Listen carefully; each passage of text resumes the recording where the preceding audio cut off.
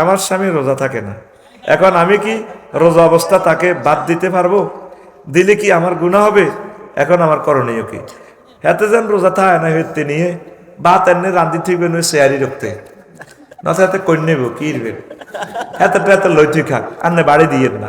আর যদি আপনারা মারে কি তা করবেন? আল্লাহর কাছে কইবেন আরে বলে আল্লাহ ডাকাইতে রোজা থাকে না, তুমি তার বিচার করো, আপনি থাকবেন, বুঝছেন? আর হাতে বুঝাইয়েন, হাতে অনলাইনে কুরিয়ার সার্ভিসে আর কাছে হাঁটা দিয়েন, বুঝছেন নি? আই হাতে সাই কিছু করতে পারিনি। আল্লাহ তুমি আমাদেরকে কবুল। প্রিয় সাহেব, স্বামী যদি স্ত্রীর পর্দা করা পছন্দ না করেন তাহলে স্ত্রীর জন্য করণীয় কি? আপনি করবেন, এটা ফরজ।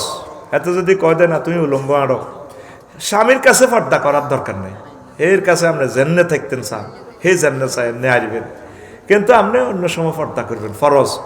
লা তাআতা লে মাসিয়াতিল খালেক, লা তাআতা লে মাখলুকিন লে মাসিয়াতিল খালেক। স্রষ্টার এই অবাধ্যতার জন্য কোন সৃষ্টির হুকুম মানা যাবে না। প্রয়োজনে বিবাহ বিচ্ছেদ হয়ে যাবে, বলে না নো আমি পর্দা করবো, তুমি আমার এরকম কোন স্বামী এরকম চায় না। আছে কিছু বেয়াদব স্বামী বড়লই টিকটক করে, কাল